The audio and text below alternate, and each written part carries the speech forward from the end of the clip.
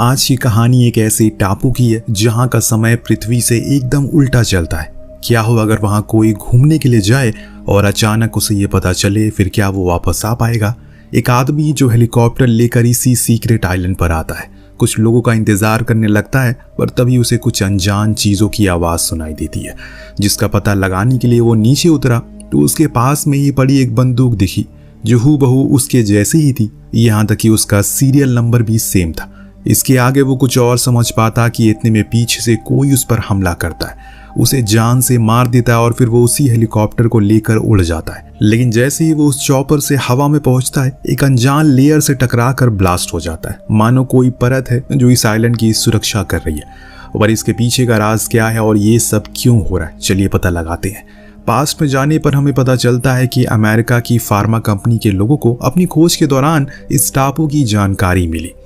तो जब उन्होंने इसके बारे में कुछ चीजें जानने की कोशिश करी तो उन्हें ऐसा कुछ मिला जिसे वो सभी अचंभित हो गए। ऐसा भी क्या मुमकिन हो सकता है? इसीलिए वो सभी कई सालों तक यहाँ अजीबोगरीब एक्सपेरिमेंट करते रहे। लेकिन फिर एक दिन कुछ ऐसा घटित हो जाता है जिससे सब कुछ तबाह हो गया। तो कंपनी ने एक आखिरी बार अपने कुछ सोल्जर को यहाँ भेजा ताकि वो पता लगा सकें कि इसके पीछे किसकी गलती है, जिससे वो बाद में इस पूरे टापू को नक्शे से मिटा देंगे। लेकिन क्या ऐसा हो पाया? तो दोस्तों कहानी पहुंचती फिलाडेल्फिया में, जहां मैडिसन नाम की औरत को देखते हैं जो पहले अमेरिका की स्पेशल फोर्स में थी और इस समय वो चेज नाम के बंदे से मिलने आई है, जिसके आगे पीछे कोई नहीं है, लेकिन वो पहले आर्मी में रह चुका है, इसीलिए उसे उसकी जरूरत है। अब वो उसे एक मिशन के लिए हायर करने के लिए आई है। बात करने पर एडिसन ने बताया कि उसकी कंपनी को कुछ लोगों की नीड है जो एक सीक्रेट आइलैंड पर जाकर कंपनी की बेटी को वापस महफूज लेकर आएंगे। बदले में उन्हें सभी को $1 मिलियन मिलेंगे। अब ये सुनकर चीज थोड़ा सोच में पड़ गया। इतने आसान काम के लिए कोई इतने पैसे क्यों देगा? लेकिन उसने दिमाग पर ज्यादा जोर नहीं डाला और हाँ कर दी। इसके बाद अब वो अपने दूसरे लीड के पास जाती है जो एक प्राइवेट इन्वेस्टिगेटर रह चुका है और साथ में ब्लैक बेल्ट भी है। एडिसन ने उसे भी सब कुछ बताया, बाद में रकम भी बताई। जो सुनते ही रस्क ने हाँ कर दिया। उसने कुछ और लोगों को हायर किया, फिर एक टीम बनाई जिसमें टोटल 6 लोग थे, जिन्हें अगले दिन एक प्राइवेट एयरबेस पर बुलाया गया क्योंकि अब उनकी जाने की बारी आ चुकी है। लेकिन जाने से पहले एडिसन उन सभी को डिटेल इंफॉर्मेशन देती है, असल में उन्हें क्या करना है। स्टेसी जो कि सीईओ की बेटी है, उसे जिंदा वापस लेकर आना है, पर उन्हें नहीं पता कि वो कहाँ है। इसीलिए वो 2 टीम में काम करेंगे। एक टीम जिसे एडिसन खुद लीड करेगी, वो साउथ फैकल्टी पर जाएगी, और दूसरी टीम नॉर्थ फैकल्टी में, जिसे पहले एक्सपेरिमेंट के लिए इस्तेमाल किया जाता है। हेलीकॉप्टर वहीं उनका इंतजार करेगा और काम खत्म होने के बाद वो सभी वापस आ जाएंगे। देन उन्हें उनके हिस्से के पैसे भी मिल जाएंगे। सभी को बात समझ आ गई और इसीलिए सब तैयार थे उड़ान भरने के लिए। पूरे 10 घंटे लगातार उड़ान भरने के बाद ये लोग उस टापू पर फाइनली पहुंच जाते हैं, जहां तय प्लानिंग के हिसाब से एडिसन, चेज और डेस्क साउथ की ओर जाते हैं। पर जैसे जैसे ये आगे बढ़ रहे हैं, इन्हें लोगों की लाशें मिलना शुरू हो जाती है जो यहाँ पहले काम किया करते थे, जिन्हें बड़ी ही बुरी तरह से मारा गया और उनके शरीर को कुछ इस तरह से काटा गया जैसे मानो किसी को अपनी भूख मिटानी हो। अब इस बात की जानकारी एडिसन दूसरी टीम को देने की कोशिश करती है, लेकिन अचंभे की बात यह थी कि यहाँ तो रेडियो काम ही नहीं कर रहा है। इसीलिए अब डेस्क फौरन जो कुछ भी गलत हो रहा है वो अपनी किताब में लिखने लगता है, जो उसकी पुरानी आदत है। इस बीच चेज एडिसन से पूछता है कि आखिर कोई इतनी आसान काम के लिए इतने पैसे क्यों देगा? जरूर कंपनी हमसे कुछ छुपा रही है, पर एडिसन को ऐसा नहीं लगता। वहीं दूसरी टीम भी अपनी दिशा की ओर बढ़ रही है। लेकिन जब ये नदी के पास पहुंचते हैं तो रस को वहां एक रस्सी बंधी हुई दिखती है, जिसे देखकर उसे न जाने क्यों ऐसा लगा उसने खुद ही इसे कभी न कभी बांधा है, यानी कि उसे डेजा वो हुआ। और तब इन्हें पता चलता है कि इनका कनेक्शन टूट चुका है अपनी टीम से। अब इन्हें खुद के तजुर्बे से आगे बढ़ते रहना होगा। उधर एडिसन को लगातार किसी न किसी की लाशें मिलती जा रही है, लेकिन वो फिर भी आगे बढ़ती जा रही है। तब इन्हें एक कैंप मिला जिसके अंदर कुछ डिवाइस रखे हुए हैं, जिसकी मदद से वो अपने रेडियो को ठीक करने की कोशिश में लग जाते हैं, पर कोई फायदा नहीं हुआ। तो डेस्क ने बताया कि उसे एक लाश के पास एक घड़ी मिली थी जो हूबहू उसके जैसी थी और समय भी सेम हो रहा है। इससे भी ज्यादा सोचने वाली बात ये थी कि ये घड़ी सिर्फ कुछ लोगों के पास ही है, पर चीज का कहना था कि ये सिर्फ एक इत्तेफाक हो सकता है। हालांकि जिस लाश के पास ये डेस्क को घड़ी मिली थी उसकी शक्ल बड़ी ही बुरी तरह खराब हो चुकी है, इसीलिए वो उसे पहचान नहीं पाया।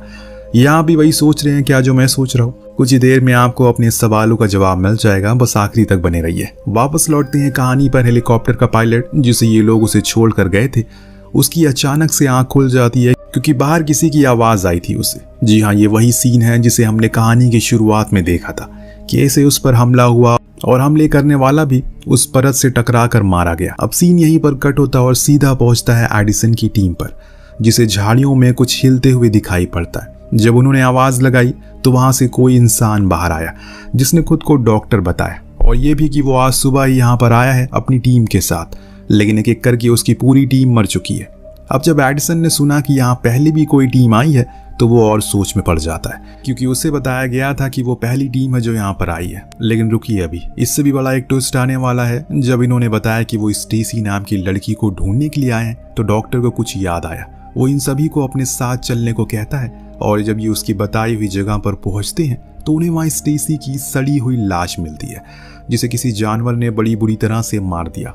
अब ये देखकर एडिसन तो परेशान हो गई, क्योंकि उसका मिशन तो यहीं पर खत्म हो चुका, क्योंकि स्टेसी तो मारी जा चुकी है पहले ही। तो क्या पता अब उनके पूरे पैसे भी ना मिले। तो उसे ख्याल आया कि उसे स्टेसी तो मिल ही चुकी है, भले ही मरी हुई, इसीलिए वो उसकी लाश को ही लेकर जाएंगे ताकि कुछ तो उनके पास रहे। अब धीरे धीरे करके अंधेरा भी होने लगा है, तो इन्होंने वहीं टेंट लगाकर रात गुजारने का तय किया। तब डेस्क अपनी डायरी में फिर से घबरा कर कुछ लिखना शुरू करता है। जब डॉक्टर ने उस डायरी को देखा, उसने अपने पास से भी एक डायरी निकाली जो हूबहू वैसी ही थी। ये उसे रास्ते में पड़ी मिली, पर इससे भी ज्यादा हैरान कर देने वाली बात ये थी कि इस डायरी में एक दिन पहले की बात लिखी गई थी, वो भी खुद डेस्क की हैंडराइटिंग में। ये सब जानने के बाद सभी के चेहरे पर एक परेशानी और डर का संदेश आता है कि ऐसा कैसे मुमकिन हो सकता है। वो तो आज सुबह ही यहाँ पर आए हैं, फिर ये डायरी कैसे मिली उन्हें?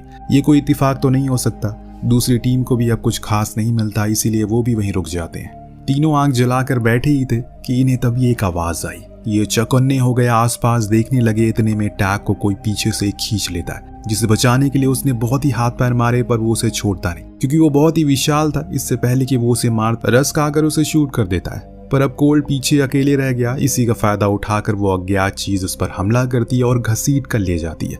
जब कोल ने ध्यान से देखा तो वो चीज असल में वही था, लेकिन अब अजीब से रूप में, जो उसने आज से पहले कभी नहीं देखा था। अब यहाँ वो कुछ कर पाता, उससे पहले ही वो उसे मार कर खत्म कर देता है, यानी कि एक और मौत हो चुकी है। अब बचे हुए लोगों का मन में कई सवाल हैं, पर सबसे ज्यादा चीज उन्हें जो परेशान कर रही है वो ये है कि एक ही जैसी दो चीज कैसे हो सकती है इस टापू पर, वो भी उनकी खुद की चीज, जबकि वो सुबह ही यहाँ पर आए।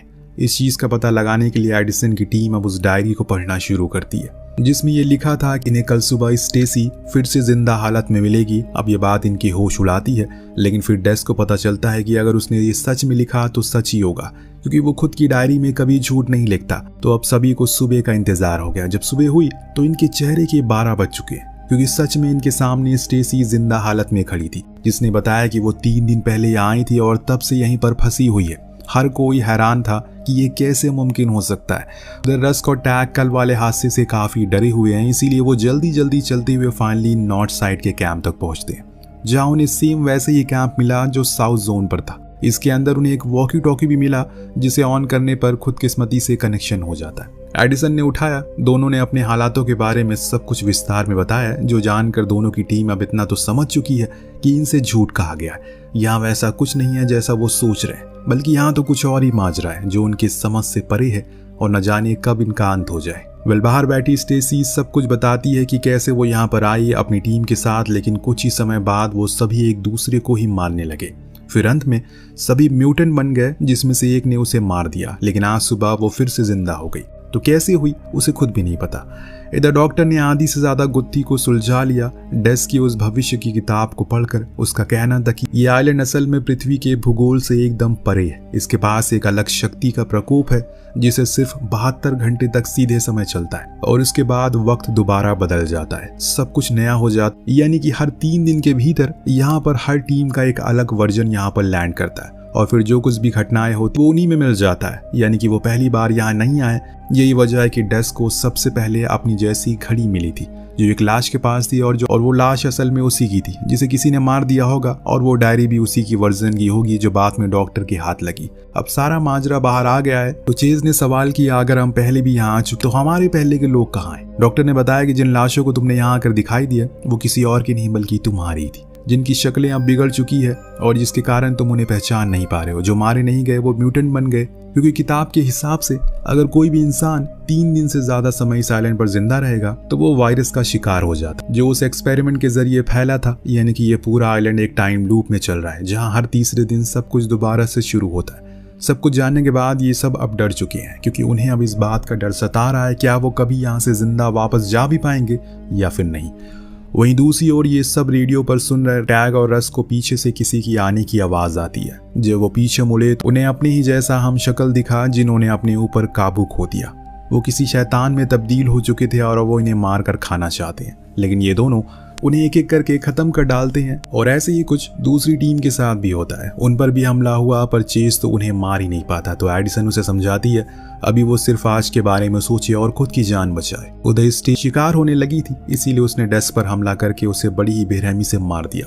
लेकिन बाद में एडिसन ने उसे फिर मार डाला। लेकिन टैग को पता है कि ये अंत नहीं है, अभी तो ये सिर्फ शुरुआत है, क्योंकि अगले कुछ समय में फिर से दूसरे वर्जन आएंगे और फिर वो भी म्यूटेंट बन जाएंगे। ये सिलसिला ऐसे ही चलता रहेगा। तो रस्क ने न जाने कैसे इस आइलैंड के बाहर मौजूद उस कंपनी से कांटेक्ट कर लिया जिन्होंने उन्हें यहाँ पर भेजा था। उसने उसे झूठ कहा कि हमें स्टेसी मिल चुकी है और इसीलिए अब आप रेस्क्यू टीम को यहाँ भेज दीजिए, क्योंकि हमारा चॉपर खराब हो चुका है। लेकिन यहाँ उस कंपनी को सब कुछ पहले से पता था, इसीलिए तो उन्होंने कुछ ऐसे लोगों को चूज किया जिनके आगे पीछे कोई ना हो, ताकि अगर कोई भी गड़बड़ी हो तो वो इस बात को आसानी से संभाल सके। दरअसल ये सब एक एक्सपेरिमेंट का हिस्सा था जो कि कंपनी ने कई लोगों के बीच में किया था। और डरा देने वाली बात ये थी कि अगले 12 घंटे के अंदर कंपनी इस पूरे आइलैंड को उड़ा देने वाली है। ये सुनने के बाद तो रस्क बहुत ही ज्यादा डर जाता है।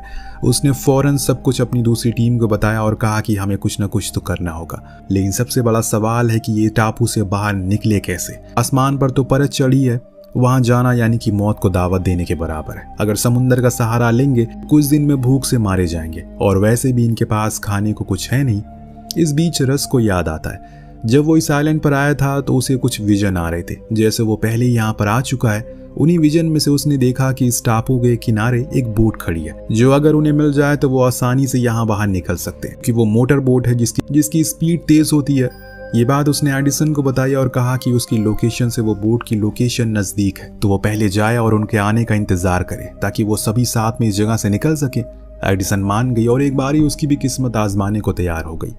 दोनों टीम अब उस दिशा की ओर चल पड़ी है और बात के मुताबिक एडिसन की टीम जल्दी पहुंच गई। यहाँ रस की बात सच भी होती है। उन्हें वहाँ एक बोट मिली जिसमें डॉक्टर ने चेक करा तो उसमें अच्छा खासा फ्यूल था, जो उन्हें किसी पास के पोर्ट तक तो पहुंचा ही सकता है, अगर बीच में उनका सामना किसी भयानक तूफान से ना हुआ तो। ये लोग अब उन दोनों का इंतजार करने लग गए, पर वो दोनों उन म्यूटेंट से लड़ रहे हैं। उनके पास अब गोलियां खत्म हो चुकी है। उन्हें खुद अपने हाथों से लड़ना पड़ रहा है, जिसमें वो नाकामयाब हो रहे हैं, क्योंकि ये उनके खुद के पुराने वाले वर्जन है जो इनसे ज्यादा ताकतवर है, जिसके कारण टैग लड़ते लड़ते मारा जाता है। तो वहीं रस्क भी अब हार चुका है, क्योंकि उसके पीछे उसी का वर्जन उस पर बंदूक ताने खड़ा है। लेकिन इससे पहले कि वो उसे शूट करता, चेज ने आकर उसकी जान बचा ली।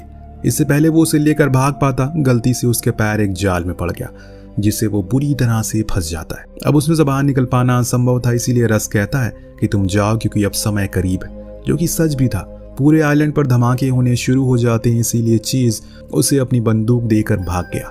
इधर बोट पर डॉक्टर कहते हैं कि हमें चलना चाहिए, पर एडिसन अपने साथियों को लिए बिना कैसे जाएगी, इसीलिए डॉक्टर को अब उसे मजबूरन बेहोश करना पड़ता है, जिसके बाद वो बोट लेकर फरार हो जाते हैं। लेकिन अहम मौके पर चेज बोट की रस्सी को पकड़ लेता है। जब एडिसन को होश आया तो उसने देखा कि डॉक्टर अब धीरे धीरे करके म्यूटेंट बनने लगा, क्योंकि उसके 3 दिन पूरे हो चुके हैं, क्योंकि वो उनसे पहले यहाँ पर आया था। लेकिन इससे पहले कि वो उसे कोई नुकसान पहुंचा पाती, एक गोली आकर उसे सीधा खोपड़ी पर लगती है, जो दूर उसी आइलैंड से रस्क ने चलाई थी, जिसने अपनी आखिरी समय पर भी अपने साथियों की जान बचाई। अब सिर्फ बचे हैं 2 लोग, एडिसन और चीज, जो कामना कर रहे हैं कि किसी भी तरह करके इस लेयर को क्रॉस कर दें। उन धमाकों के कारण उस लेयर में कुछ होल हो गए हैं, जिससे कि वो कमजोर हो गई है, इसीलिए दोनों उन्हीं होल में बाहर आ जाते हैं और सुरक्षित हो जाते हैं।